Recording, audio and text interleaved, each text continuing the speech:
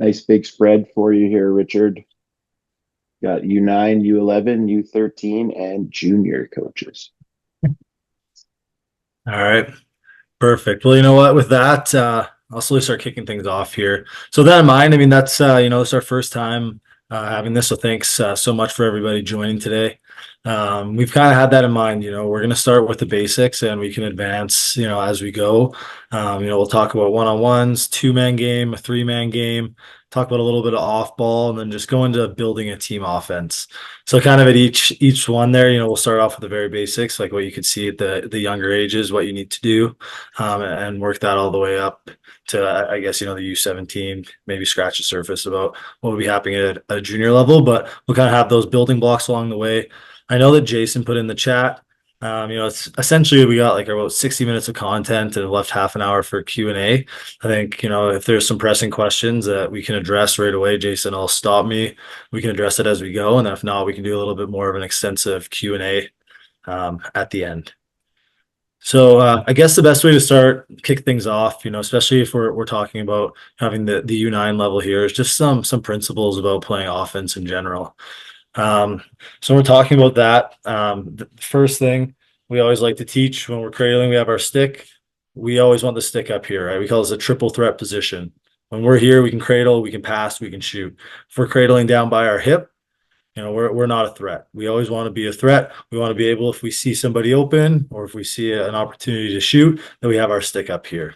And that goes, when we're teaching younger players how to pass, how to shoot, we want everything coming right over their shoulder. When we're here, if we miss high, we miss low, it's going straight. If we're sidearm or sub shot, we really don't have much control over that at all. So always cradling up here, the triple threat position. I think that's something that's super important for everybody to have. So even, we're running it at the start of practice, just doing a couple laps. All the kids should have balls in their sticks and make sure they have the stick. They're practicing cradling up here, just little cradles running around, make sure they're protecting their stick. They have their shoulder in front if you're trying to check them, and they have it up here. It's the same thing. If somebody's trying to stick check them, hey, it's protected by their head. Nobody's supposed to swing up here. That's a penalty.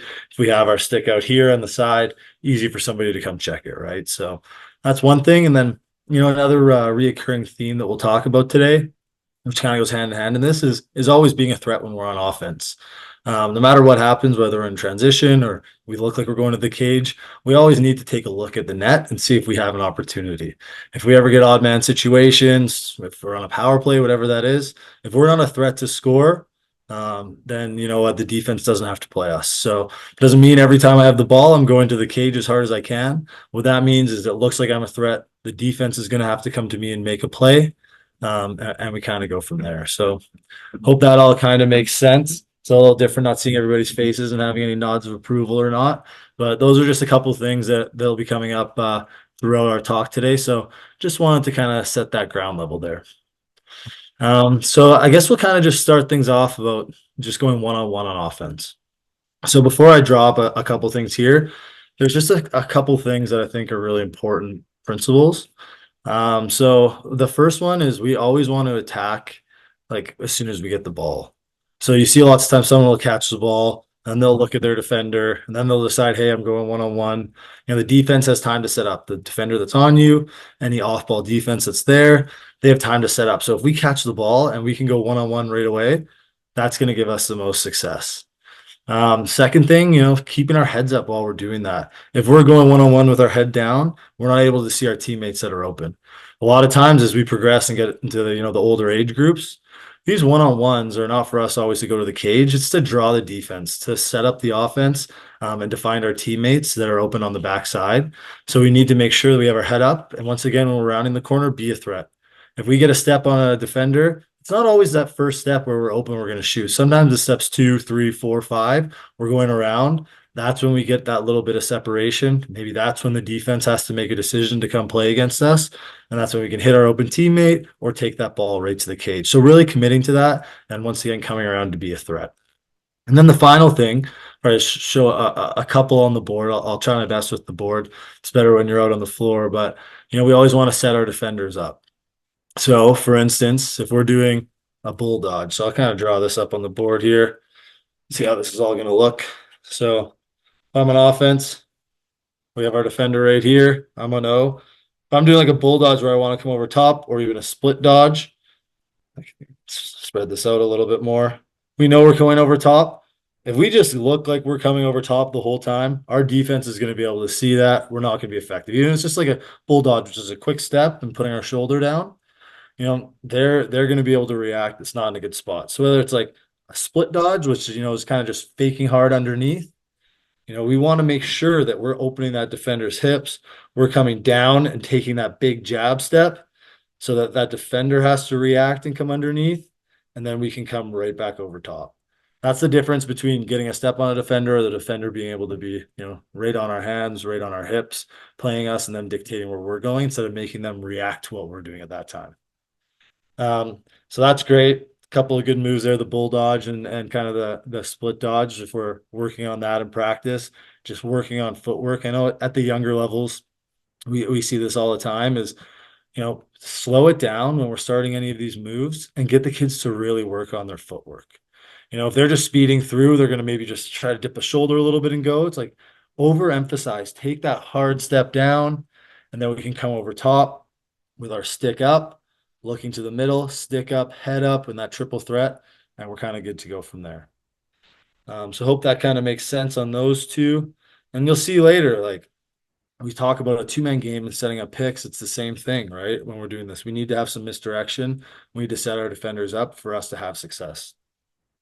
So the next one you see kids because they always want to do like a roll dodge, right? Like they always want to do their rolls. And this is another thing is like emphasize footwork a lot. Because you'll see kids that'll just run straight in and just spin in a circle, kind of with no kind of cause, no aim.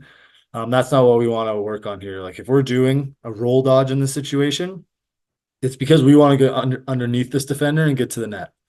So if we're doing that, we want to take steps up, up, up. And then when we get, so if this is a righty here, once we get our left foot planted here on the defender, that's when we get our body in and we swing our right foot around us. We protect our stick, and then we can come hard into the net. It's the same thing as we're going over top. If we do that underneath, when you get there, we need to protect our stick for a second, and we don't want to hang that out until we're ready to shoot. If we're running like that with our stick up, that's an easy time for a defender to come in, make a play, hit that stick, kind of go from there. For me, at the younger ages, even though it's not really an effective move, but we're working on one-on-ones, I always think it's fun to show them a swim move. It'll loosen things up. They have some fun doing it. Once again, like teach them like proper stuff while we're having fun. You'll see when kids do that swim move. So same things we're setting up a bull dodge. We fake we're going over top. You'll see lots of kids bring their stick like upside down. Just keep them like they're actually just going up and in, and teach them do it even over a cone and be able to have that bring it into their hands and then go to the net. Those are the four moves that I would probably start off with when we're doing one-on-ones. And even like, since we're doing like at these younger ages, do it on a cone, do it against the coach, just really light. We want them to work on that footwork, what it's like to turn that corner hard with our stick up more than, hey, let me try to beat this guy one-on-one. That's working on those fundamentals. I think you're going to see a big difference kind of in how that game works a little bit there. So, I mean, we'll talk a little bit more about the one-on-one game a bit when we're talking about our two-man game and a team offense, but those are kind of, the principles that I wanted to chat about. So, I don't know, Jason, if there's anything you would like to add, or if there's any questions that seem relevant right now, let me know. No questions currently. I think that all sounds good. Um, the poll, I'm going to close the poll and just check out. I can't read the long answer ones until I close it. So Yeah. I'll close that and we'll see if there's anything in there. No questions right now, though. So I think you're good to keep going. The only thing I have is, sorry, just looking through trying to take attendance here. I want to make sure everyone who wants PD points gets them. Hicks, if you can rename yourself or send me a message, I'm not sure if you're able to do that so that I know your name so I can make sure that I've got the attendance correct for you, but everybody else is good. So go ahead. Okay, awesome. So we'll get talking about like the two-man game a little bit here. So when we're in a two-man game, like the very first thing that we're going to talk about, and it's going to translate all the way up until we get to junior level, like it's still the same principles, is a pass cut offense. So when we're in pass cut, we have the ball up top. Every time we pass, we want to cut immediately because we want to be moving our feet. And what you'll notice, and what most of us know, is as soon as we pass this ball, this defender, usually their eyes are going to follow the ball. So that means, and this is going to go into, you'll see it later when we talk about the pick and roll, we want to cut on this side of the defender every time.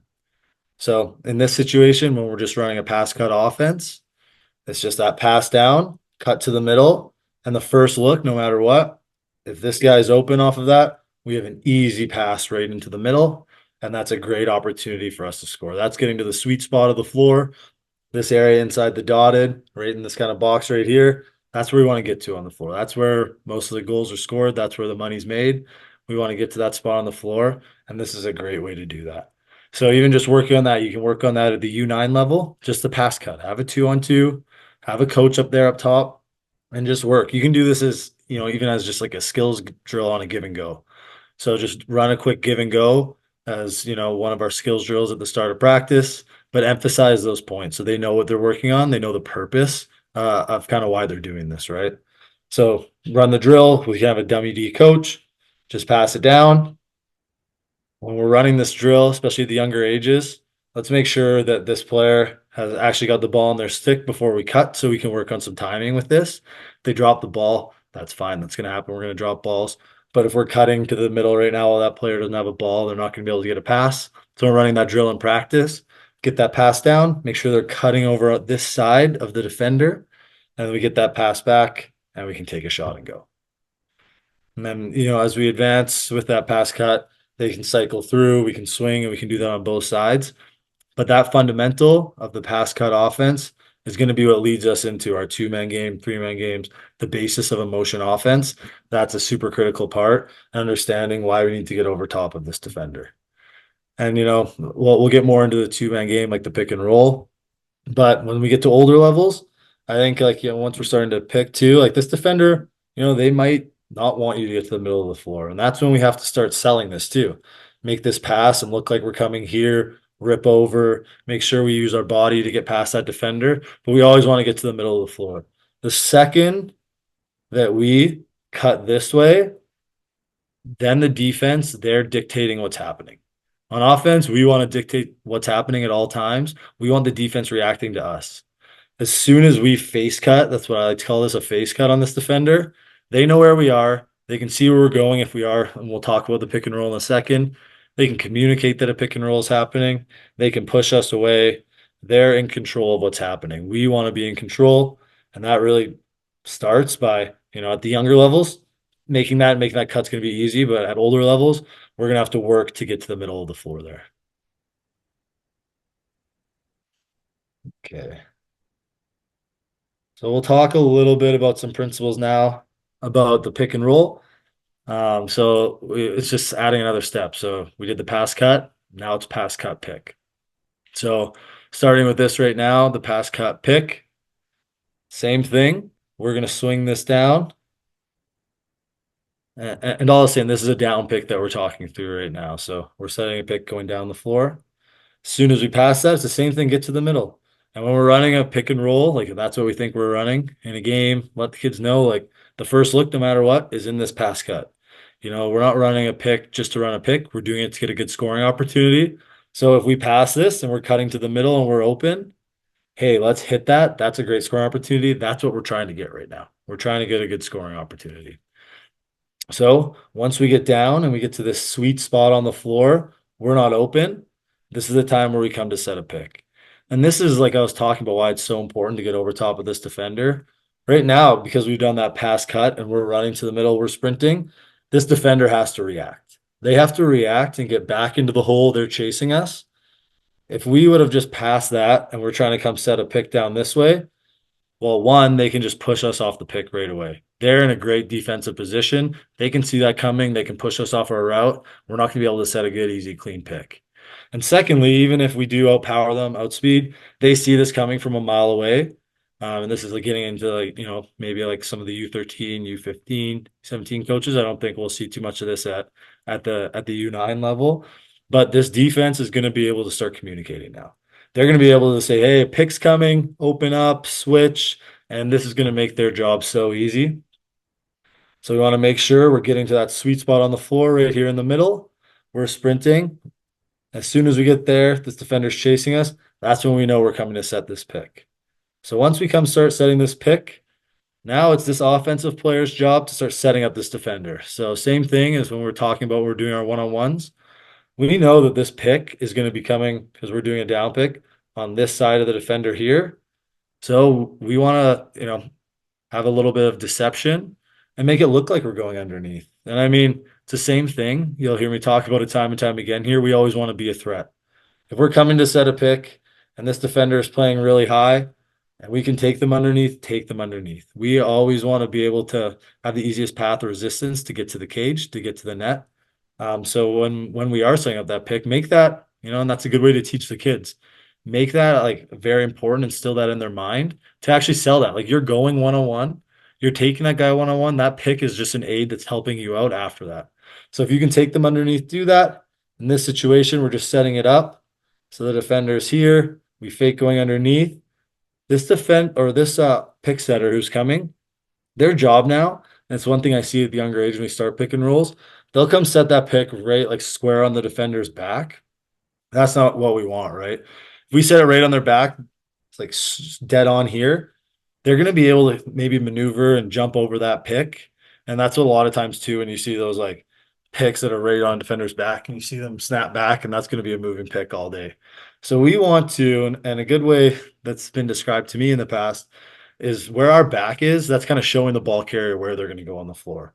So when we come and set it kind of down like this, we want to get in this situation where we're righty, we want our left foot almost wrapped around the defender. We're setting it on their like left hip, on that back hip, and our back's kind of showing our offensive player, hey, we're coming, and then we're coming over top and coming around this way. So this ball carrier, one of their jobs is setting it up. Their next job now is, to brush their shoulder right off the shoulder of that pick setter, so there's no gap. I call it gap closure, but really it's just making sure that we're coming off shoulder to shoulder. If we try to come in one-on-one and the pick's here and we're 4 feet away from the defender and we try to go over, what's going to happen? That defender's just going to jump over the pick. They can make that change on defense, and all that hard work to set up this pick and roll really hasn't achieved anything for us. So kind of let's go over that, like the key steps up to this point. Get to the middle of the floor, set up our defender, make sure we're getting to a good spot to set this pick that allows our offensive player to use it, and then make sure we come off hard shoulder to shoulder. So now we've got to a spot on the floor where we have an offensive player here who set this pick and a D player that's here in the middle, and we're carrying this ball around hard. So I talked about at the start, the very first thing when we come around to pick, the thing we want to do when we have the ball on our stick is be a threat. Be a threat. If we come around and we know, hey, I'm a passer. I think I'm a passer, and I want to get the ball to this player that's rolling.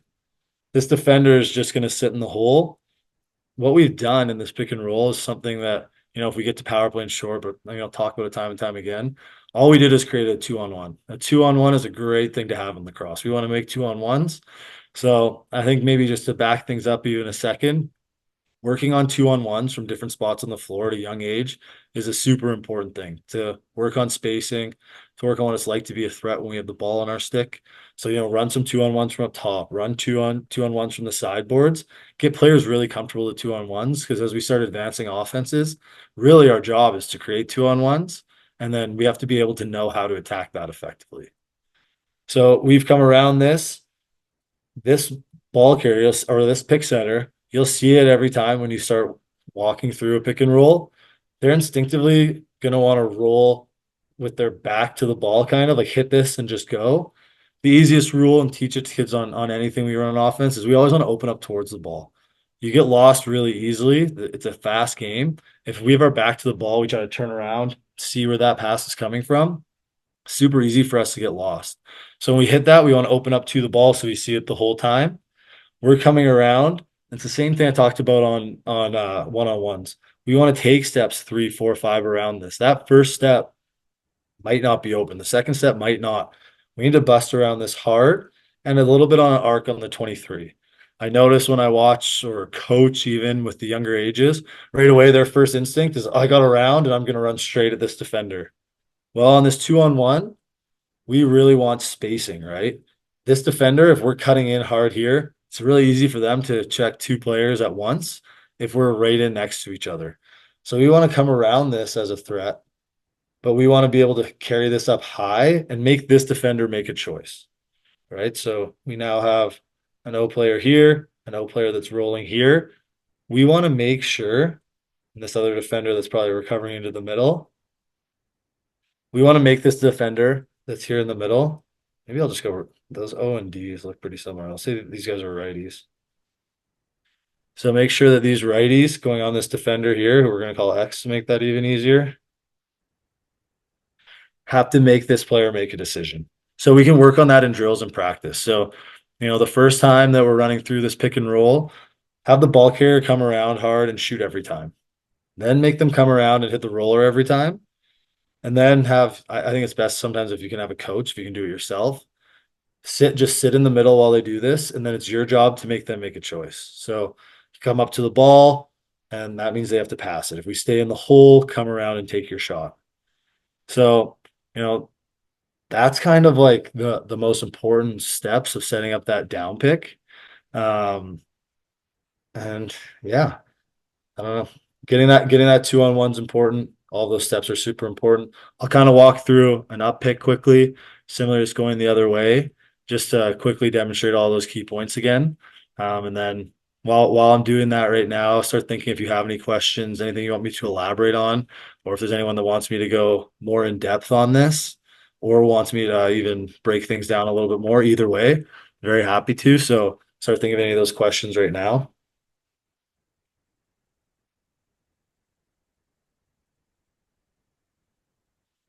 So in this way, whether we've passed the ball this way or we pass it from across, but if we're just doing twos, we can have this pass coming up. So we're running this pick. We still want to get to the middle of the floor. We always do. If we're setting this up pick, we want to come set it right here. Same idea. If we're coming around this way, let's even exaggerate like that. We want to make sure that we're selling, that we're going over top and then coming under like this. Set that pick. Same thing. We want to open up towards the ball. This defender is now sunk into the middle. We're rolling here. And then we're just coming hard, protecting our stick. And then we have this 2-on-1 coming down this way.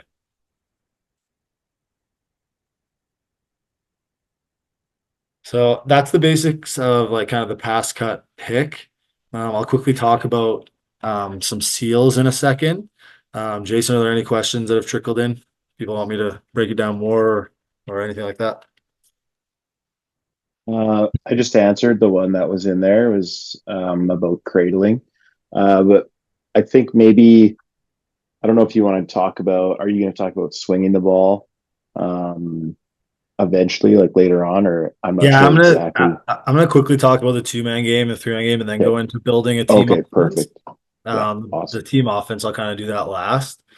Perfect. Um, But yeah, I mean, the one thing I will say right now, especially if we are doing drills, because we'll elaborate on this more later. Well, I don't even need to draw this, but if we're running a 2-on-2, even in practice, we don't want them having the ball in their stick for like 6 picks in a row. Even have a swing guy at that time. Like be you as the coach, stand up top and you can, swing the ball into them at the start. After they've run like a pick, repick, something like that, get the swing and then throw it back in. And as we're getting into the older levels as well, hitting that player on the pick and roll from our righty to righty is going to be increasingly difficult. Players can sit in that hole and they can pick it off. That pass is really hard to make because of the angle. If we hit the swing, I'll kind of just draw that up quick.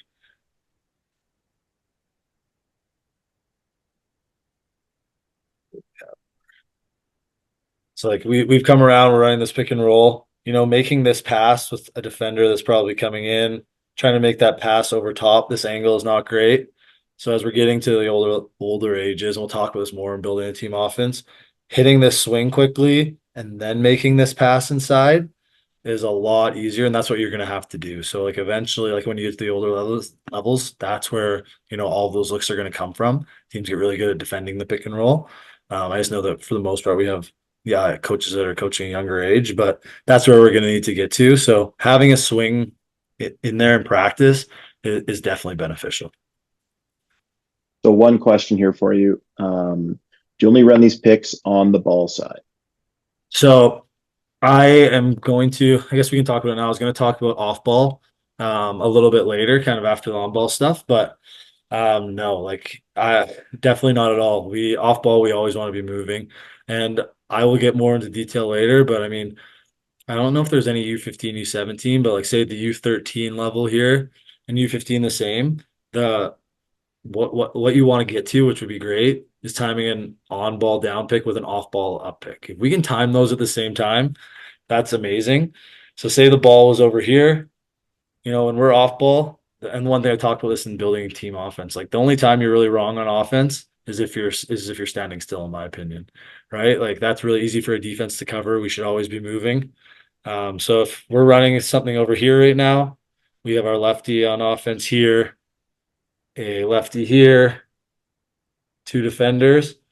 Lots of times you'll see up picks off ball or down seals is usually what's going to be happening a lot. But if we can kind of come up to this defender here and time it so that this offensive player is going backdoor with this pick setter, and then we're just rolling to the middle. Now we have that 2-on-1 on the backside. So we definitely want to be doing that. And then like the inverse of that, teams have had that. Then what you can do, they think that's coming. We can just run down seals. So we can seal down into here, and this player comes and runs up over top. So no, great question.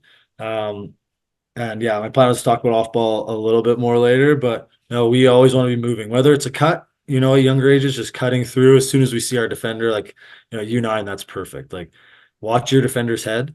And if your defender stops looking at you and is looking at the ball, we always want to cut off their back shoulder. That's great for the younger ages. I don't think at U9, especially, we're going to see many off ball picks or off ball seals. We're going to see those off ball cuts, right? And once our defender turns our head, we can do that. As we age up, especially getting to that U13 level, and then obviously U15 for sure, and U17. We want to see those off ball up picks, some off ball down seals. And the big thing, and I'll talk about in building a team offense with that, is going to be timing. Everyone thinks, oh, the more picks that I'm setting, the more that I'm doing, the better it is. But honestly, when you slow it down and you time it with what's happening on ball, that's where you're going to see your most success for sure. But I'll dive into that more when we talk about like building a team offense. So maybe another Perfect. question pop up or Nope, that was the only one, but I was just going to touch on quick. I think, just how important those fundamental skills are. I think that Richard and I both have experience coaching junior, and there's other junior coaches on here as well that can attest to this, that, we're still teaching guys how to set picks properly, how to use picks, how to drive, all even those the pass different cut, things. even just getting over and Yeah, not base cutting a defender, like the little stuff. exactly. We're still teaching that at the junior level. So you're never above that stuff. You're never above the details, is the way that we always talk about it. So consistently, drilling those details, understanding what they are, and holding your players to that standard is just such an important piece. You don't want to gloss over those fundamentals, because later on in their careers, it sort of comes back to haunt them. So really Yeah. good stuff, really important. Yeah, and then just something to touch on just coaching in general. I mean, this is applicable to what we're talking about now, but it obviously will be in all facets of coaching. Is that like, so Jason and I ran a bunch of U13 camps across the province, and we taught the pick and roll. A lot of them at U, so like if you're U11 and U9, and like that, the expectation is not there because I'd say maybe 10% like kind of knew actually what a pick and roll was and how to run it. But kind of what I was going to say on that is, you can run those pick and rolls in practice and you're like, oh, okay, this is looking really good. I guarantee you the first time you even do a game setting in practice, let alone getting to a game, it's not going to look like that anymore. And that's completely fine. It's the same thing when you coach at the junior level. There's, going to be times where you have to like reflect and be like, I thought we were here, but maybe we're not. And so like always being aware of like where your team's at, what we need to reemphasize, getting all of those fundamentals down is more important than trying to move forward. Because if we don't have those key pieces set in stone, then what we want to do moving forward, it's really not going to matter. A great example of that, and if we have time, I'll talk about power play later, but it's like a question I get all the time. Like, it's U11, U13. Like, what's the best play to run in power play? It's like, well, are they moving already, like off ball? Do they know like what they're doing? Are they being a threat? Like teaching those key principles, one is what they need to be learning at this age before they skip a step. And then two, like if they just know one play, when they're getting up to older levels, when they're trying to advance their game, that's not going to help them. What's going to help them is like having those fundamentals dialed down. And that's also what's going to help your team. So just being aware of, yeah, like, and there's so many drills you can run where you can reiterate these points. It doesn't have to be like, hey, we're just doing, 2-on-2s right now. You can run 2-on-1s from that. There's just a variety of ways you can run that throughout practice, or, you're working on breakouts. I think breakouts are so important when you're working on your breakouts, do 2-man breakouts and hit the low guy and then do that exact same down pick and like work on those picks in the breakout. There's always lots of ways where it's not, sitting down and talking about a pick and roll, where you can continuously, focus on lots of these key aspects. Um, Last thing for the 2-man game, the on-ball 2-man game right now is just seals. We'll talk about like what seals are quickly, because we'll talk about that even more in the 3-man game. But essentially, just to break it down before I say it, like a pick, you're picking the ball carrier's defender. A seal, you're just essentially picking or sealing your own defender, and it's the ball carrier's job to use that and run their defender off of it. So if we had the same thing, let's draw this out here quick. Righty, righty, D, D. So we're sitting in here, our righty, righty. The D's are our X's. So what happened is we swing the ball. Maybe it's because this defender really doesn't want us to get over top, or maybe we just know that we have good matchups. Whatever it is, there's lots of reasons to run one. But instead of getting all the way to the middle, our job is really just to push this defender down, hold them, push them, and now it's this defender's or this the ball carrier's job to run hard off of this. So we're basically down to here now. And our job is to run our defender right over top and get over so that they have to come underneath. If you have like enough gap there where this defender can come over top of this and stay with you, then we're not coming tight enough off of that. So we need to run right off of their butt, essentially, make this defender come underneath. And that's how we create the opportunity on a down seal. And then there's an up seal, which is really for like trying to get underneath. You'll see this run on some 3-man side and some off ball stuff as well. But essentially, say we're here. Let me just draw this out quick. So same thing, balls up top. We're running kind of an up seal. What we want to see is when we start running down this way with the ball, we would just get right underneath and push them up. And our job would be to come run underneath and try to get that angle to come underneath and beat that defender into the crease. So that's kind of an up seal and a down seal, the basic principles of that. You'll see this kind of like up seal will work good on ball. The down seals, like I kind of talked about off ball, there was like a lot of down seals off ball with up picks. I think that's something that works really well, which we can talk about more building a team offense. But I just want to introduce the concept of what a seal is and the difference between a seal and a pick before we kind of get into the 3-man game. All good there? Okay, so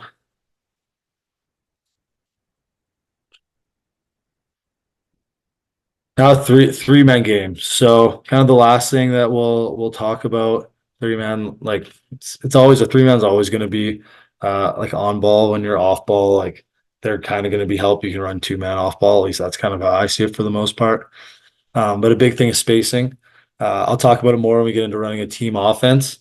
3-man game is just like a 3-person strong side. We can still run 2-man games off of this. The biggest thing is we never want whoever's playing. I call this the X position anyways. And field across, they call behind the net X. Boxers seem to call up top that X position, because we never want them to just be a passenger. It's the easiest place on the floor for us to provide help and slide from. So, I mean, if they're playing us all the way up here, maybe we can stay. But when we swing this, if they're playing on us, we want to get through and we can create some 2-man games. But in terms of some easy stuff that we can do in a 3-man game, one they can teach right away, which is great, is call it like a double down. So like 2 down seals is something that always works really well. So we want to swing the ball, depending on, the age group, we can try to swing it right down or use our shooter position to get that ball down low. And then we're just going to seal down. This board's not really showing it effectively, but if we could at a younger age get that seal like right at the dotted line, that would be amazing. If you could get any lower, even better. But that's kind of where we want to be. And then this offensive player is going to be coming running around as hard as they can, and they have two defenders that are sealed. He has two defenders get over top. If they try to switch, it causes a lot of commotion on that way. So in the three-man game, you can definitely set some of those double down seals. Um, with anyone else that came in, like, do we have more U15 or U17 coaches, or is it mostly U13? Yeah, it's still mostly U9 to U13 and junior. Okay. Like, do you think there's like value talking about like some more plays like rattles or like a double pick on that, or do you think we could spend it more effectively on other stuff? I think it's useful to go through that. Okay, I think some of the people, even at the younger ages, are interested in that sort of stuff. cool. So I think for sure. Yeah, so like essentially there's like lots of different motions that you can start running off this now, and it's really just incorporating different things that we've already talked about and adding them kind of sequentially to each other. So one play that's used really commonly, and we can go through a full motion of this and what it could look like, is I call it the rattle play. I know it's called lots of different things. Um, essentially, at this point, we'll be lined up a little bit more like this. And all we're doing in this play at the start is we want to kick this ball all the way down to the corner. We kick this down to the corner. We want to make sure that we're playing like really tight. We want to be a threat. We don't want this defender to be able to sag in. Once they've done that, they're going to start sprinting. And this shooter player is just going to come set an up seal on their defender. And this top player's job is to sprint and run their defender right off their back. So this is why it's really important that we're being a threat, or at least moving our feet up the floor. Like start really low and just move our feet up the floor. If we're stagnant, they can maybe come in and help. But then we can come in, and our first look would be to hit this player who's coming right here, because that's really hard for this defender to try to do that, run over top, at least have a step to hit that. If that player, that's at least how I run the progression. If they didn't get it, they can go right through, and then we can continue moving our feet up the floor. Then we can just come out, set this down pick, the player who set the seal, and then we're running around. We have a pick and roll, and then this is perfect. We could have on this backside talk about off ball. If we've timed right now this off ball up pick, that's great, because if we're to the middle, coming back door while we're coming around, that's a great look for us. Lots of times I see people do an ISO out of this, come around over top, have like a lefty up high, a lefty low, and kind of just kick this, kick this. Now we have a lot of space for an ISO coming on this side. Um, yeah, I don't know if you guys want to like run through that more or if there's any questions about that, but it's really just starting like in that we have, we're running off an up seal, we have a down pick, and then we can do whatever we want on the ball, and kind of go from there. Another easy one, maybe not easy, but as we move up, something that we can do. See it run like at the junior level if the timing's right. It works really well even in junior. Um, we call it basically it's like a top pick to a back pick right away. So what we can do is we have the ball up top here and swing this down. Same thing. We like to get over top of this defender. We can come and set this. While this is happening, we can get this player to start getting into the middle a little bit. And essentially, like talk almost like having a full offense now, but it's a three-man play. You'll just need a swing when you're doing this. As you come around, set this pick. Once you've set this pick, we're coming over top. And then once this pick is set, we're just coming, which is now because we swung it an off ball up pick. This defender has just reacted to one pick. Now they have to react to another. And this player who set the pick is screaming backdoor, and we roll to the middle. So it's really, it looks like a lot, but it's just a top pick to a back pick right away is what's happening there. So a nice play that you can run kind of on the three-person side, that'll give you some success. because there's a lot of times when you have a strong, strong righty or strong lefty that you can run a lot of two-man games. But if they have a really like active X defender, you want to get them involved. And the first look is back cutting them, but if not, I think between those double downs, a rattle, and a top back, I think those are like three plays that can start setting you up for some success for sure. Okay, all good. No questions coming in. Yeah, all good. I think that stuff's really good. I think as you get into junior, for our junior coaches that are on, every team is running this. I know some of these guys are junior A coaches, so they're obviously running it. Pretty much every team in the NLL is running variations on all these motions. But I think even for the younger coaches, it just goes back to, as Richard's describing it, all of these are just simple picks that we've talked about and that we've worked on. So again, talking about setting up those details, setting up our players for success. So when we get to junior, that they're able to pick up these new concepts, even though the picks aren't changing, right? Those fundamentals aren't changing.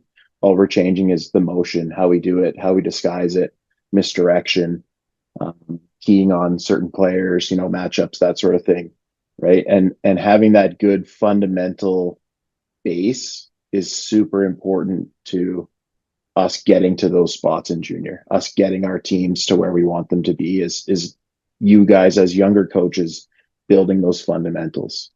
And then I just got a question here. How often would you run a play? So I'll just go first just because I'm already talking. So for us, we do it basically, I would say we try to key on, at most, we would have 3 in a game for our team.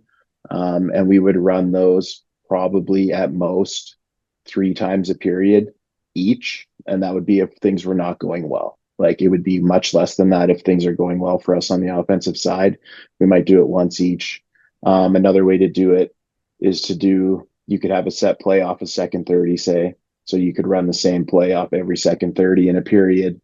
We've done it that way, which is successful. It's easier than trying to talk about it on the bench sometimes, as if we already know, hey, on a second 30, we're running that, pick the picker play, or we're running a rattle on a second 30 every time. Then the players know we don't have to talk about it. We just do it. And sometimes that helps with the execution as well. But Richard, if you want to chime in as well. Yeah, so I mean, it's obviously gonna be different for different age groups, but like when we're in junior, um, I'd say because we usually have like two different, kind of like what we call free sets, like how we get into motion. And then for plays, I changed a couple of years ago to starting each period with 3 set plays. I found that kind of calms the guys a little bit more, like having some structure when they're playing. So the first 3 plays are usually set. And then from there, it's just feeling the game a little bit. I think, if you went quite a while, like the ball's getting stuck on one side, like we talk about building a team offense, like it's so important to get multiple swings, especially early in a possession. And maybe I'll talk about that a little bit more. We go to building a team offense so I can stay on track with this question. But yeah, I think it's feeling the flow. So, we haven't scored one for a while, maybe, and even sometimes like, it's turned into a little bit of a track meet and you see people are getting a little bit antsy. Sometimes running a set play is a nice way to settle things down.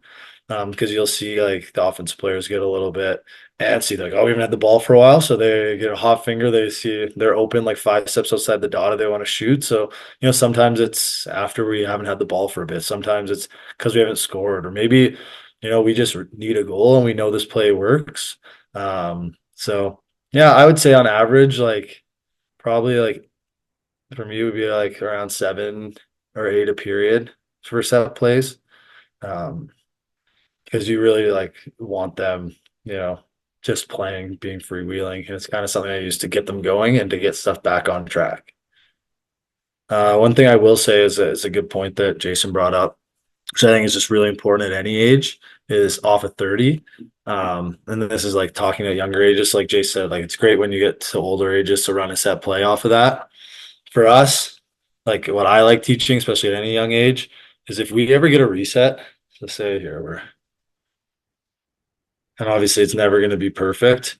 Like we're not going to be set up in a house like this. Let's say this righty has picked up the ball in the corner. Players always get really antsy when they pick up the ball, and lots of times you pick up a ball, there's 2 defenders around or something like that. What's always open is on the backside over here. So like something that I like teaching kids at any age is as soon as we pick up the ball, the first thing is we don't want to be flat-footed. You see, like that's when kids get rocked when they're younger. They pick up the ball and they stand flat-footed and they look for a pass. That's when you're in trouble. You never want to stop moving your feet. So scoop the ball and move your feet. But the best thing to do is teach them as soon as we pick it up, we want to swing it and try to get it to the off ball side. All of the action was right over here before, which means that either there's some defenders missing over here or recovering over here. And a great time to attack is right off a reset, getting the ball to the weak side and going from there. There's so many times this goes to the junior level. I see players pick this up, they try to attack right away. One, we just wore down a defense. Like we just got another 30. So, let's use that against them. Like they're going to be gassed. Secondly, there's so much congestion and traffic. They'll be like, I picked this up and this guy cuts and he's kind of open, but there's three sticks in the way. Like, let's spread out, get a couple passes, and start our offense from the other side. I think that's something that we can do at a really young age to instill that it just is going to be so helpful all the way through their lacrosse career. Is there a question that popped in there? Or did you already take care of that? Yeah, I took care of it. Yeah. Awesome. Yeah, my next point before we're going to go into like building a team offense was about off ball offense. I think we touched on it decently enough right now to I'll talk about it more. We do building a team offense. Just doing those off ball up picks. I mean, U9 just cutting, watching our defender's head when they're ball watching, cut and looking for the ball. I think, at younger ages too, when we're cutting off ball, a really important thing that needs to be taught all the way up is the same thing as when we're on ball. When we talk about steps like 3, 4, 5, there's so many times I see a player cut and they take that first step past their defender and they don't get the ball and they stop their cut. Like, I didn't get it. But I guarantee you, if they kept cutting, they're going to get it, right? That maybe the offense player hasn't seen them yet. Maybe that next step is when they really get good separation. Continue that cut all the way through. If you don't get it, we can just cycle around the net and go again. But one, maybe they haven't seen you're not open. But two, lots of times they'll stop and they just stop where? Right in the middle of the floor. And then they clog up the middle of the floor. And that's where we want to get to with the ball. If we don't get the ball, we stop. We're in the middle, try to get out. We're just clogging up the most important area on the floor. We're going to score goals. So making sure that we continue those cuts. We can work on some off ball up picks. I'll get into a little bit more timing on this. We say building a team offense, and then just some down seals. I think is some great stuff to do off ball just to start. But building a team offense. So the very first thing I would say is like just building a motion offense. I think motion is a great word because in lacrosse, like I kind of said earlier, I think on offense, the only way like you're doing something wrong is if you're just standing still watching the ball. That gets into, I mean, maybe I'll talk about it. I'll talk about it after. But how we start a motion offense, something that I found is really successful is, and this starts at the youngest ages, when we're coming off the bench, the thing that stifles a motion offense, and by motion offense, I mean just passing and cutting like in U9. It's not, a motion offense can be very successful, just passing and cutting, moving our feet. If we're patient for 30 seconds, that motion offense can work at a lot of levels. If we're just moving our feet, passing, cutting, wearing down a defense, getting guys spots on the floor they're not used to. But it all starts coming off the bench. So if we're on the bench here, coming onto the floor, we're attacking this way. So it's gonna be a righty at the start. Our righty's job right off the bat is to look for a breakaway and sprint. Even if they don't have a breakaway, if there's 3 defenders there already, sprinting down, looking for the ball, getting down, and then peeling out so we can be support after. But everybody off the bench should be looking to cut through the middle and then filling through. When we run onto the floor and we go, first righty runs here, we get a lefty that runs around to here, a righty that runs right here, a righty here, and a lefty here, so that we can all get to our favorite spots on the floor. That's when I see offenses get stagnant, and that's when I see them not moving their feet. So I think the very first thing is teaching them off the bench that righty, get down, curl out, the lefty that's coming. I mean, we're breaking the ball up. So if we need immediate support, but I love just seeing them get all the way through looking for the ball, it's not there. Then we can come up the floor. Then we can come support the ball that's being cleared up here. And then once we have possession, like 3, 4, 5, same things, righties or lefties, like cut through the middle, screaming for the ball, looking for it. As we get older, you can tell them like set a cross pick, but get through and don't quit. There's so many times in transition, even if it's 5-on-5. If we send these guys right through the middle hard, we can get looks in transition that are not even a 5-on-3 or 5-on-4, 2-on-1, whatever that looks like, just by cutting through. You'll see at every age, whether it's U9 or in junior, that there's going to be players that on defense that want to be playing up here or want to be playing down here. That's where they feel comfortable. So that means one of two things can happen for us. One, we're cutting through the middle, and this defender says, I want to stay up high, and they pass them off. Well, guess what? We're open. And at the very least, if they stay with us, well, they're in a position on the floor where they feel a lot less comfortable than they were before. But most importantly, what that is teaching us right away is to cut through the middle and get to our space, and our feet are already moving. Instead of that running into our house as if we're in a power play, I'm in my position. That's when we can see it get really stagnant. So I think that's really important as a first step. The next thing that I'll kind of talk about here.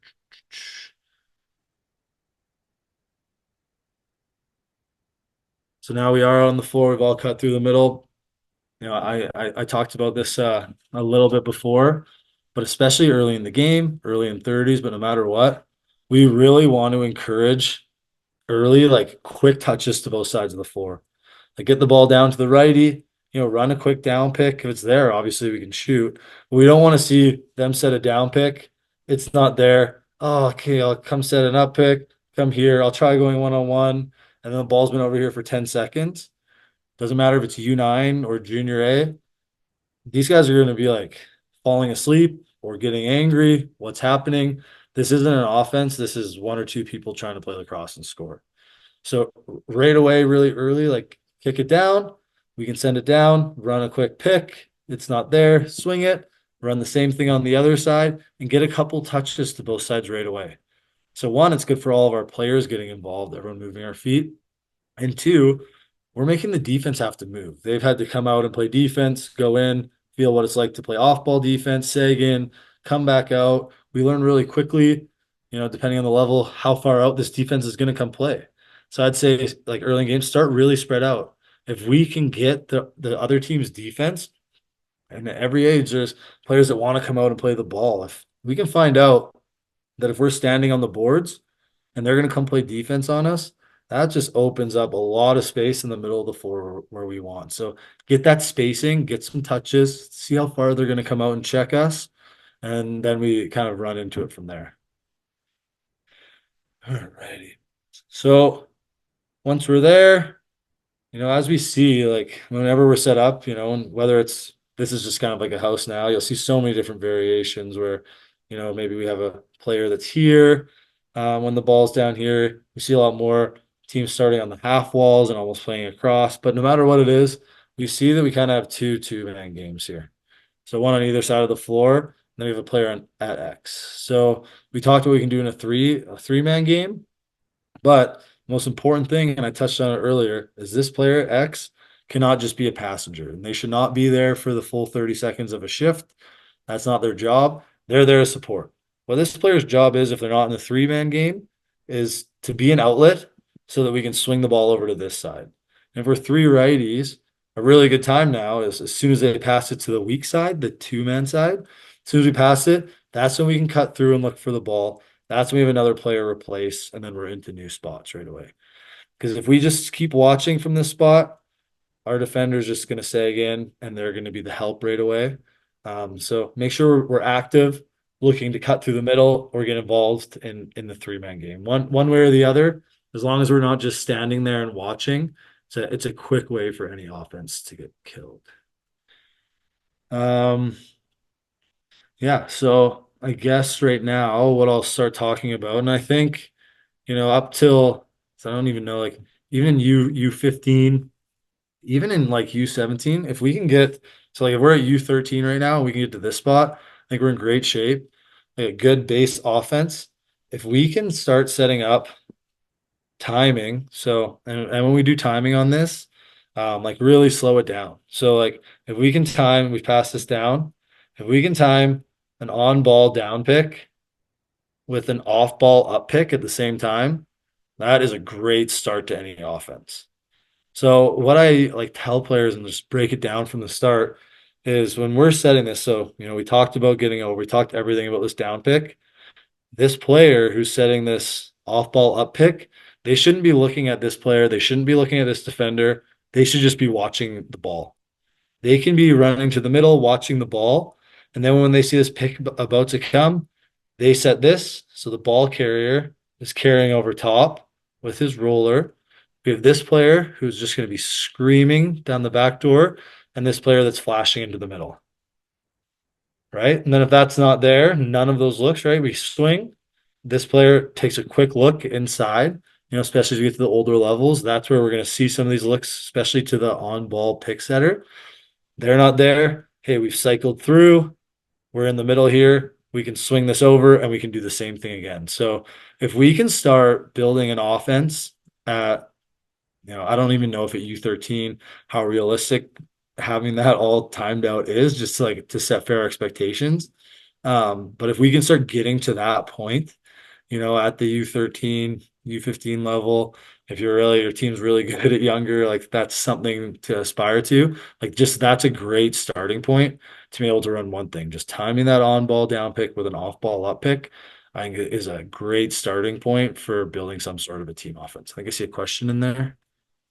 Yeah, the question is, does the top guy ever set a pick on the weak side?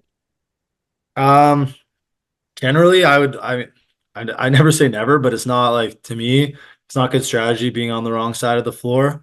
If there's some sort of a set play, then there's definitely opportunity to do that. It's just really tough if you're setting that pick on the wrong side, rolling to the floor, your stick's not in the wrong spot, is not in the right spot. You're coming in, you don't have a good shooting lane. I think there's good times when we talk about getting on the floor and cutting through the middle if I'm like a righty coming through and I see an opportunity to just like get a quick pick set off ball on somebody to come through, like some off ball opportunities, there's definitely stuff. Say even if we're set up in an offense and we decide like this time we have our defenders in here and the ball's, I'm sorry, I'm just showing you. So we have a strong right side. We're doing a two-man game with the strong side, I guess. And we decide, our defender's looking over here. So we cut through. Then, like, we're cutting through. We get an opportunity to pick this player so we can come through or get a pick here. I think off ball, there's definitely some opportunities. I just wouldn't get in the habit personally of ever having on ball, like weak side picks, I guess, if that's the right way to say it. What do you think, Jason? Yeah, I generally agree. I think that the cross pick is kind of back. It used to be Yeah. like when I was first starting lacrosse, we used to talk about cross picks, and then it went away for a long time, and now it's starting to come back. Where, It's been, um, yeah. yeah, Been it's here making that its long. way back on like you say, a lot of times on the set piece side of things. But yeah, I think you're 100% right. It's not something we want to do all the time, but to mix it up, or if you want to set a pick on a specific guy, or you see something or on a help spot, for sure there's some value there. Yeah, you see the cross pick like a lot, mostly on like the low crease, and it's always going to be off ball once again. Like you don't see much of that on ball. It's a good one to do on if you get to that stage in penalty killing as like a last kind of like second if you want to rag and that's 7 seconds, have a ball carrier and then the low guy set that cross pick for a little shot. It's a great thing to do on a penalty kill, I think.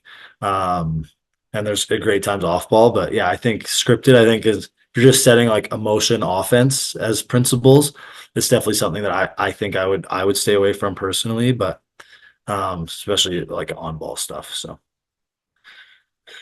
okay. I don't know if we wanna I think like that's like building a team offense. Like that's about and we're at 9 o'clock right now. I'd like to maybe talk a little bit about power plays. It's about as in depth as I want to get. Unless Jason, you want to add something, or if anyone has any questions or want me to dive a little bit deeper, let me know. Yeah, I think that's good. I think the time goes faster than you think it's going to go. Mm. So it'll definitely be good for you to talk some power play. But if anyone You can keep firing them in the Q&A. You can also raise your hand and I can just allow you to talk if you prefer to ask a question instead of type it out. You can do that as well. But yeah, I think jumping into some power play, and if we have to come back around, then we can come back around to this Cool. too.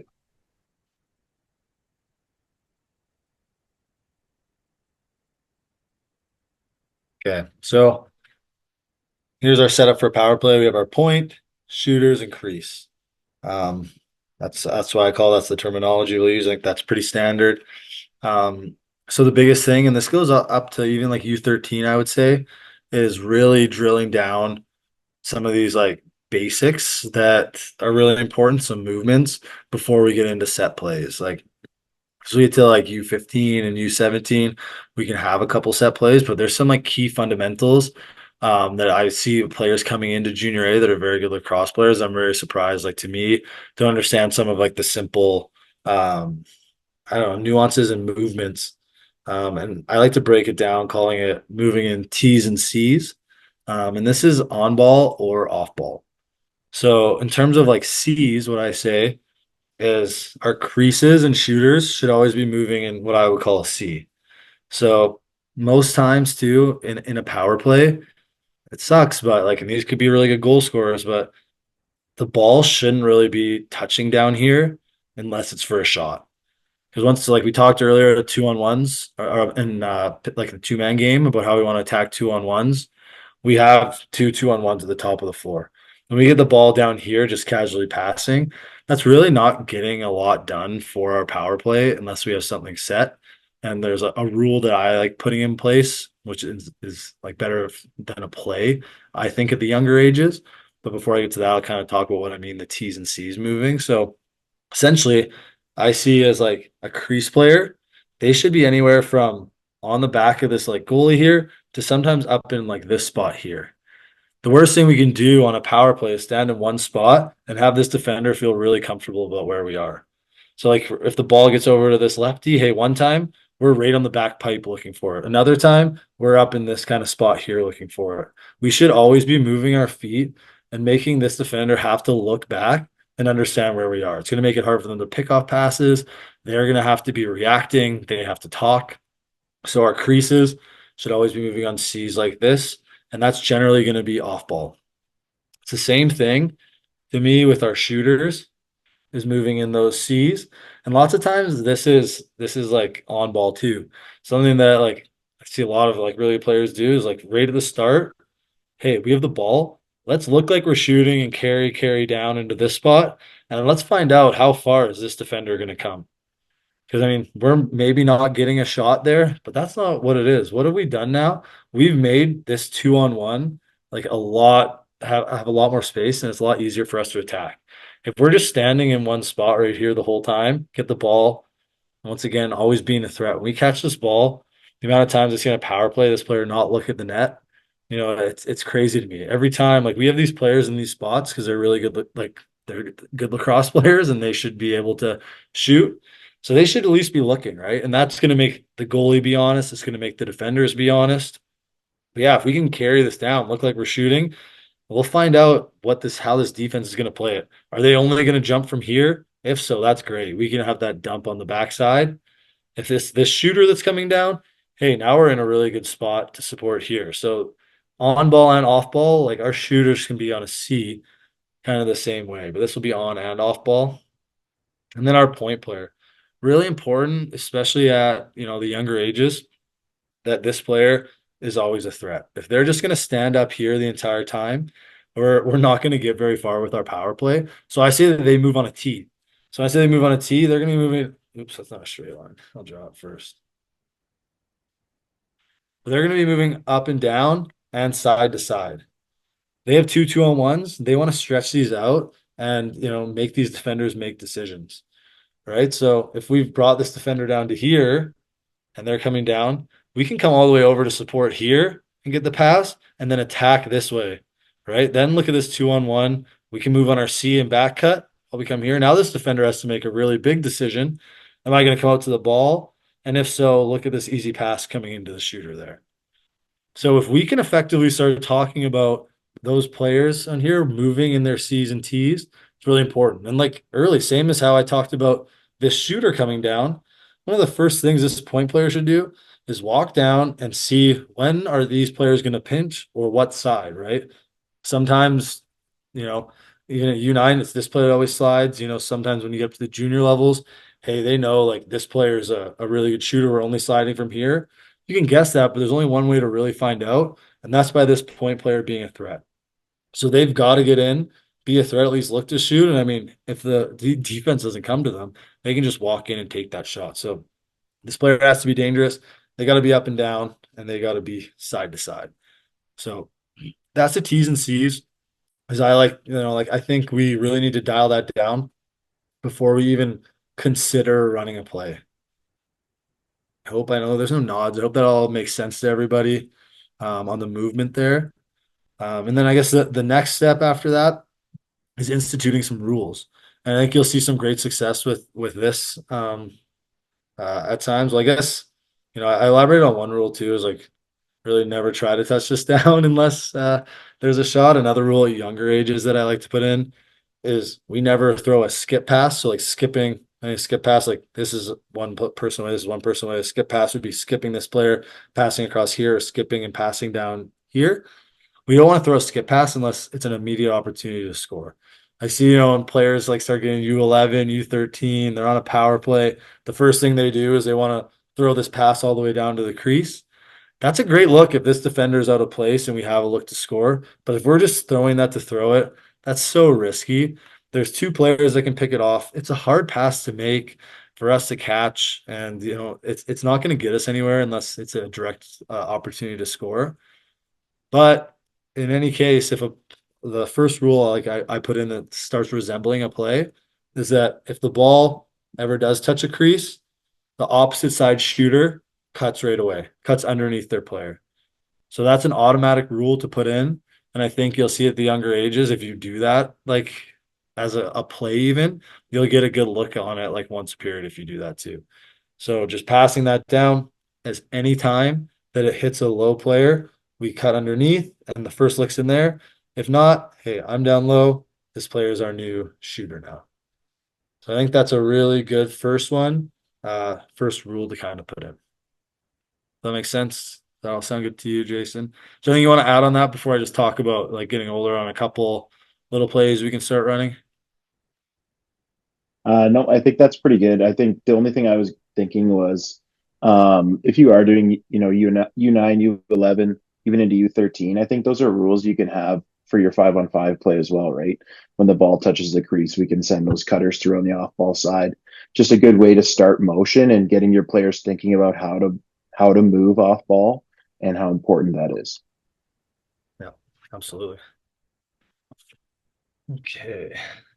So I'll just talk about, once we're um getting to like, a little bit like older ages, putting in a couple plays where we can do some variations of. I think like good place to start is like two different things, doing like top picks and doing some drag plays. I think both like will start working really well. Top picks are really easy. Like you can do them on ball or off ball, and you can say what side it's going to. So if it's an on ball to the right hand side, you can always say with numbers. It's really just I'm passing to the righty. I'm coming to set this pick. Really important when we're doing this, right? So talking about our C's, if we pass this down and we just come set this right now, this defender's in a pretty comfy spot. We haven't made them move. So, whether this is going to be for an on ball or an off ball, as soon as we're running this play, we really should start dragging this down a little bit, make this defender come. Then we come set this pick down here. We're coming around and now we're attacking a 2-on-1 on this side. So this shooter and shooter will be attacking together. So that would be on ball, off ball, similar thing. Say where this time the lefty is going to shoot. So it's just an off ball. We would pass down here. Same thing. The lefty's going to drag down a little bit, get this defender to come sink down, just add more spacing, right? We always want to talk about spacing and making like these 2-on-1s, whether it's in a two-man game or whether it's on power play or even when we're running in transition, making that defender make a decision. The more space we have, the more time we have, and the longer that slide's going to be for a defender. So at that point, we pass down here, and it's just going to say, we're going to come, set this pick, they come over top, Now here's our 2-on-1. They're open. It's just a quick pass here. If they see that, they try to recover. We can attack here. So you can run that. Um, if we're like really, if that's like U17 or getting to junior, you can even add stuff on top of that, right? Like say if we're doing this here, we're going to do an off ball for the righty. We can send this and we come in, look like we're going to set this for the off ball for them to come around. Then we can just kick it down low. And this player's screaming for the ball. We can just slip to the middle, hit the player in the middle. So once we start, I just want to like show that once we start just getting those top picks down, there's a lot more that we can start doing like off of that all the time.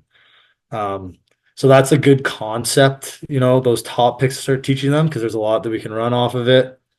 And then finally, so it's always for the strong side, starting to run some drags because there's so much you can do off of a drag. So what a drag would be, essentially, we have our defenders in. One sec here. We have our defenders in here. We would want, if it's the righties, we want to start playing pass, like with the righty and the lefty. And this righty can slowly start creeping over. And then there's going to be a key where they're going to start backpedaling. When they backpedal, that's when we can come seal this defender. Because this defender, hopefully, the idea is while we're passing, they're creeping in, creeping in. That's where the threat is. We can come seal, and then we're dragging backwards to come find this lane. And that's when we can come shoot.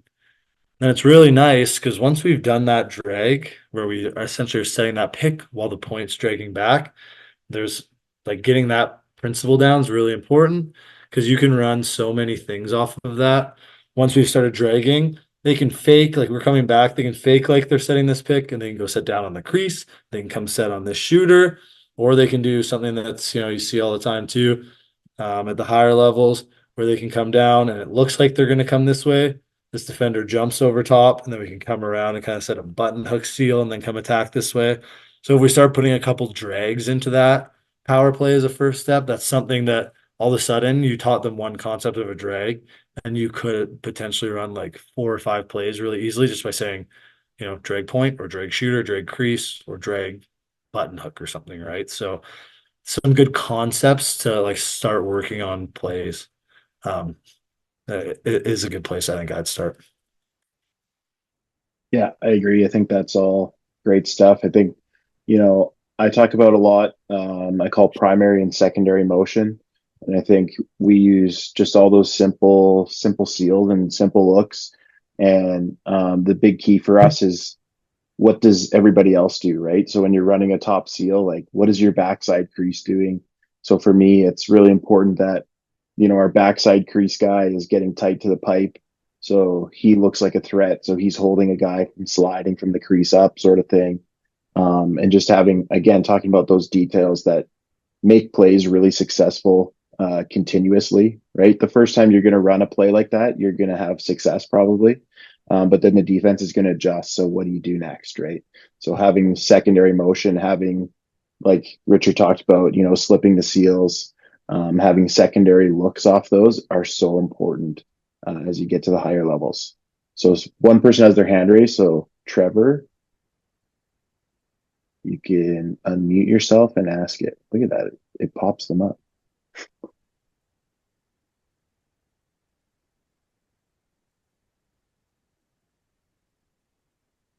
Still on mute. I don't know if you're able to take yourself off, but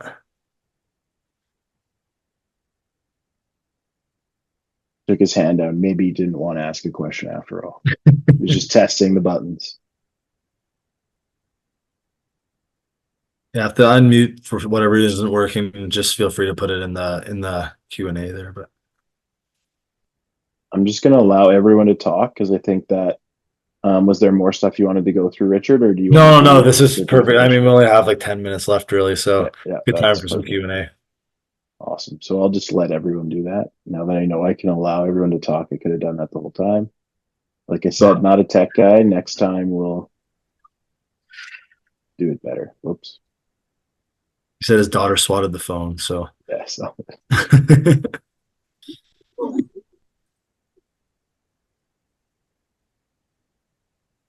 I'll just start you off while I'm doing that. I think there's some good stuff from the polls here. Some really good biggest challenges you faced while coaching. So I think we'll fire one of those out to Richard, and then I'll keep letting people be allowed to talk as well.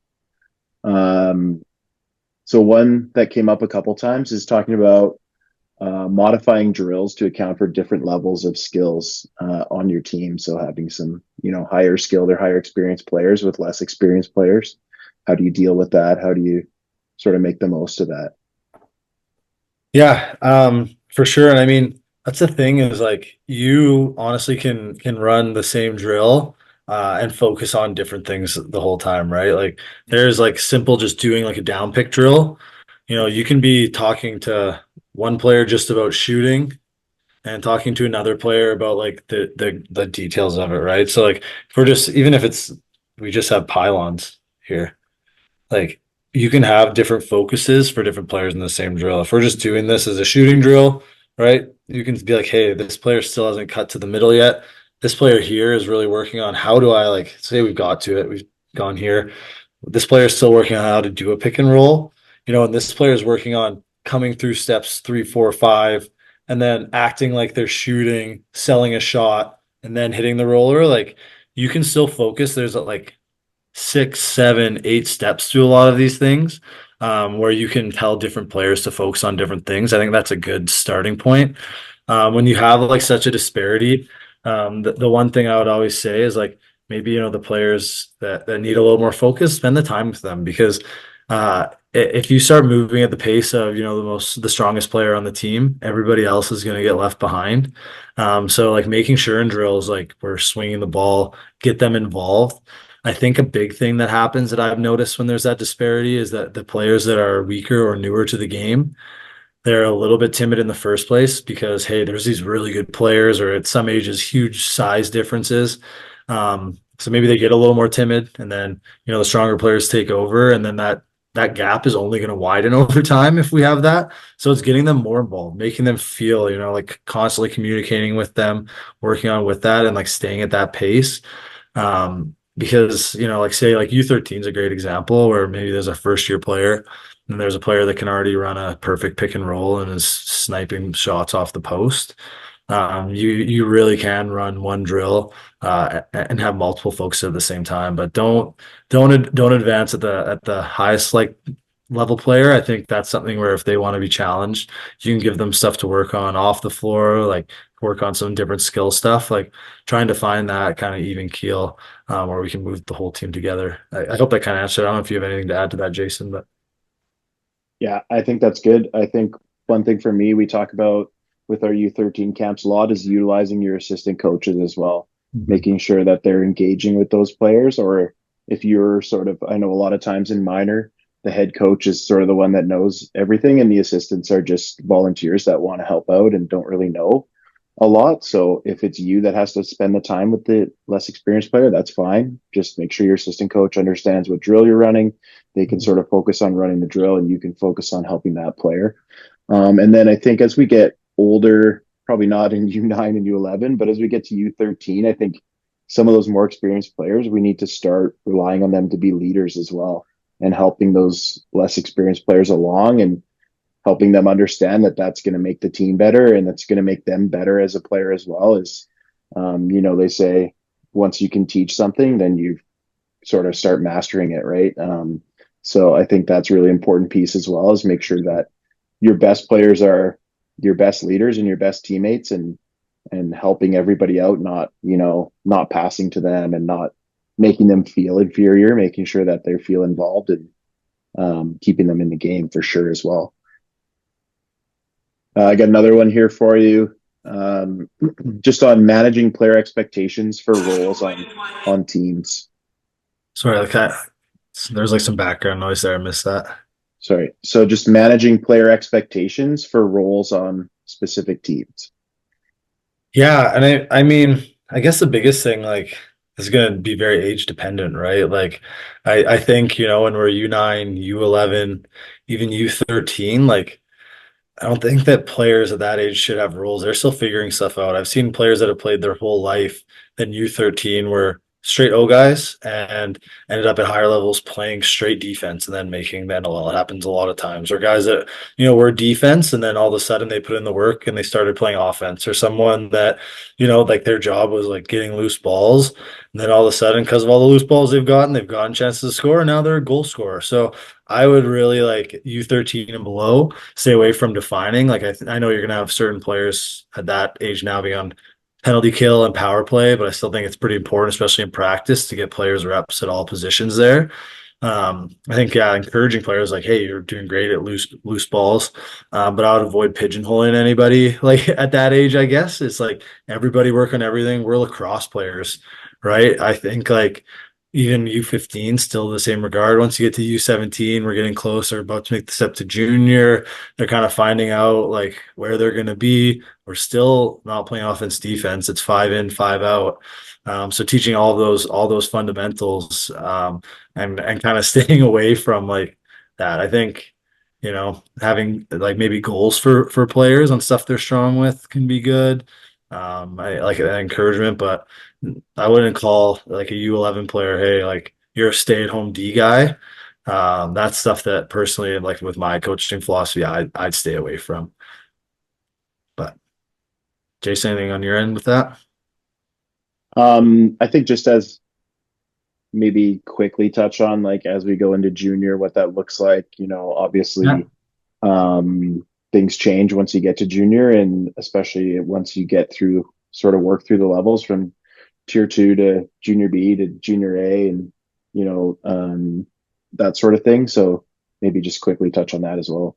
Yeah, for sure. Like once you start getting to the higher levels, like you obviously start having like you play offense, defense. I still think to a degree though. I mean, there's offensive players for sure that coaching in junior A where I was just like, we want to teach you what it's like to play defense when you get back, but like do anything in the world you can to stay off, to get off the floor. We don't want you back there. Still though, even at like the junior A level, like we encourage and pick players that we think can run the ball up the floor. And that's why it's so important to like keep all these at a young age, like keep all these skills going. Like, there's not a ton of like as much use for like a defender who's like, I've just decided I'm gonna stay at home. I'm not gonna pick up my stick. I'm just gonna hit people. I think those days of lacrosse, even at high levels, are gone. Like look at any NLL team in the league. Like all of those players that are playing can put the ball in the net. They can run the floor. They can do that. I mean, but there still obviously is like setting expectations on the rules. Like, hey, I know you're gonna get loose balls. I mean, it's like when I play, it's like, hey, like I know like I'm not as strong with the ball in this. Like I'm gonna make sure I get to the middle and I'm gonna set good picks for the guys that are really fast. And like, so I think like um, working on perfecting some of those things.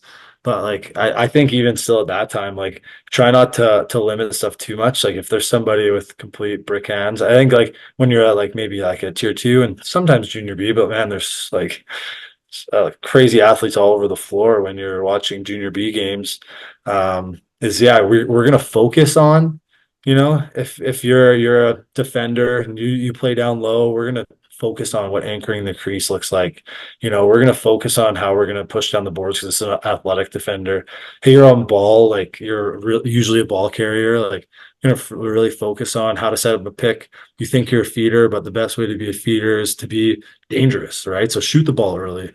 If you're like, so there are ways to do that. I think you got to specialize a little bit, but I still think like well-rounded lacrosse players, as you see at the highest levels, are the best out there. There's, you know, only a couple guys where it's like I can only do one thing now when you get to those levels. But that's kind of my opinion. I know there's probably differing ones, but Yeah, for sure. I think just to talk about sort of building your team culture, team atmosphere. I think it's once you get to the higher levels, I think it's important that everybody does have a role and everybody does have a job and feels like they're contributing, even if they're not. We get into situations with healthy scratches and that sort of thing. And it's so important keeping those players engaged, and even players that don't necessarily make your roster that are maybe going to be on your roster next year and 2 years. And I just think staying engaged with those players on their progress and how they're feeling and how they're progressing is just such an important piece to keep in mind for everybody. And I think that that can be said from U9 all the way up, is making sure once again everybody feels like they're part of the team and everybody feels like they're being coached, and coaches spending time with them, and they feel valued as part of the organization, I think is obviously the first step and super important. Jump back to U9 for you. I'll go first maybe, and then I'll let you Sure. chime in if you want. So in U9, should I put my strongest player on a penalty kill, or should I let the next four fresh legs go? So my perspective on that would be I would probably try to spread those players out a little bit. I don't think you want to have them all together at the same time. And I don't think we're going to make in U9 make a penalty kill line necessarily. But maybe we have a few different lines just in general for the game. And we spread those players out and we just roll through those lines there. I think that would be my suggestion. I don't think, again, like Richard talked about, you don't want to be specializing in U9 and having a penalty kill or a power play or that sort of thing. You could, if you wanted to, rotate it by game, but it's really important that all players are learning all the skills at those ages, all the way up until U15 is my suggestion. But I think even past that, there should be some rotation in some way for that. Yeah, no, in U9, that's a no brainer for me. Is like, I even think like just kind of roll it out, teach like the principles of where you should be on the defense. I think you can maybe for games be like, you guys are top on the penalty kill, you guys are on the bottom. Like start giving them more defined rules like that. But yeah, I definitely would stay away from just putting the best player as the top of your penalty kill and the top of your power play. It's like, yeah, you'll probably win some games 10-0, but the development of some of those players. Like I think at U9, like the best like compliment you could have as a coach is if every player comes back to play lacrosse the next season, and just like really like stacking lines to the best players of that age is not like the most conducive way to get that done. So I'd say definitely U9, U11, U13. Maybe you're getting some playoffs and play downs like end of the season. Definitely, that's when I think I probably would start doing that as a coach, and start having like a top power play and penalty kill. But even in U13 start of the year, I would be mixing it up, rotating it a little bit. Because I think at that age too, like kids will surprise you in a season.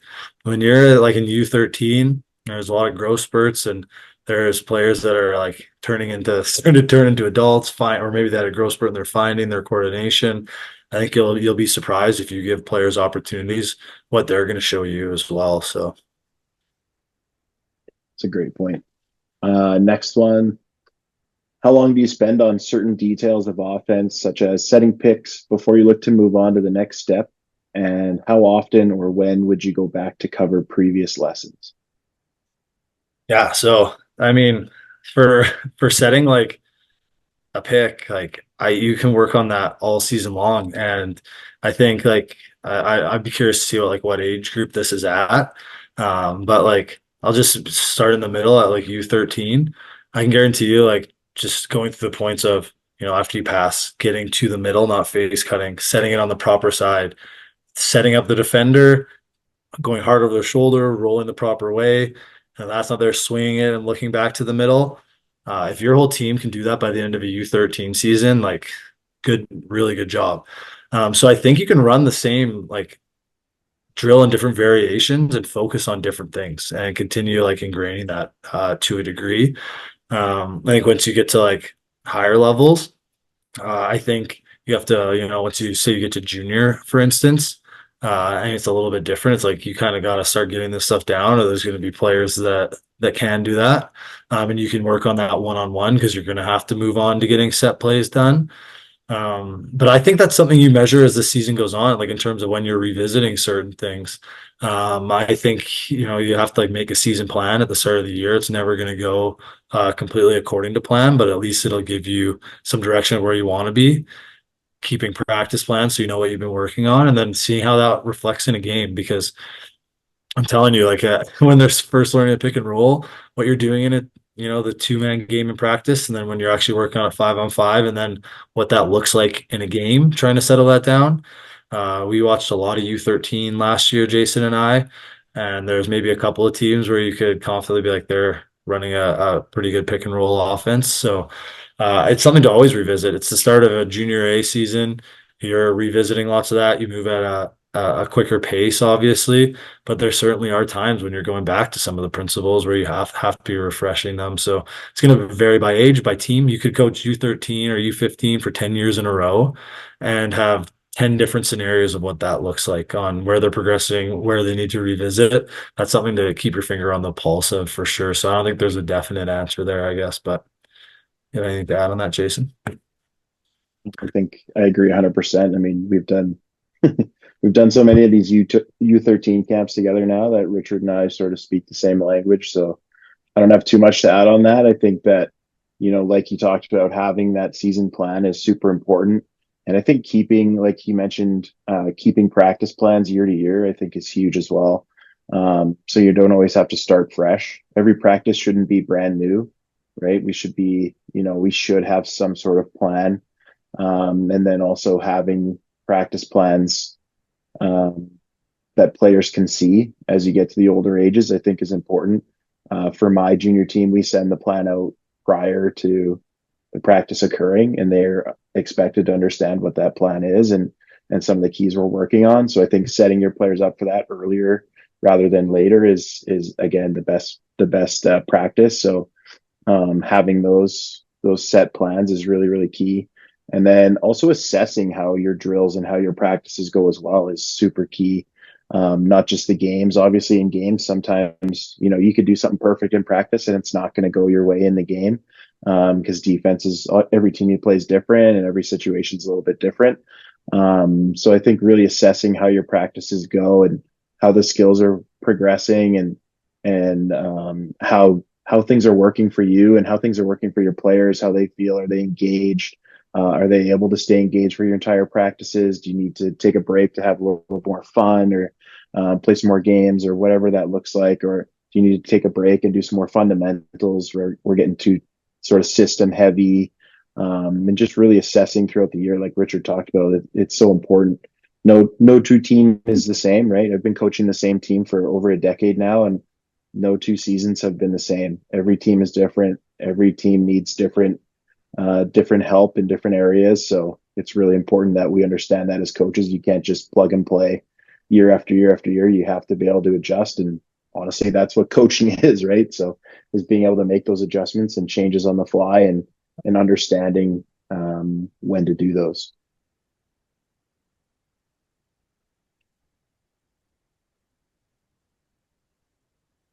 Awesome. So I think that unless anybody has something else, feel free to raise your hand or type it in now. There's a few things from the poll, some people that put some stuff in there that I'm going to answer via email, like one about practice planning and full season planning, something that we can't really go over in this sort of format, but I think that I'll email you separately and we'll get you set up and make sure that you're having some success there. So some of those will be answered that way, but hopefully otherwise we answered a lot of stuff. Um, but yeah, I really appreciate obviously Richard. Thanks so much for joining us and taking the lead, and it's awesome. It's hopefully going to be the first of many of these over the next number of years. So really excited to get this started. And then the next one is on Wednesday night. So Wednesday night we have John Lintz. He's going to come in and talk about defense. So it'll be a lot of very similar format with me sort of moderating and watching the questions and stuff, and John leading the session. And I think Richard will be on as well to help out and chime in as needed. But yeah, thanks so much to everybody for joining. And these should be put up on Alberta Lacrosse TV if all goes well with my tech side, and they'll be there for you to review at any time you want. I also wanted to throw in the chat, or I'll throw in the link to Alberta Lacrosse TV down here, just so that everybody understands where that is. There's lots of drills on there, and there's some old sessions as well that we had with Andrew McBride was on this session here, but there's some good stuff that he's done on there, and lots of different technical directors and coaches that we've had over the years. So there's some great content there for coach education that you should definitely be checking out. So I invite you to please go there and check that stuff out. Some of it is paid, but a lot of it is free. The paywall has been removed. So yeah, please go check that out at your leisure. And thanks again. Wish you guys all the best in your seasons and hope it's a great success. And thanks to Richard. You got a last last word?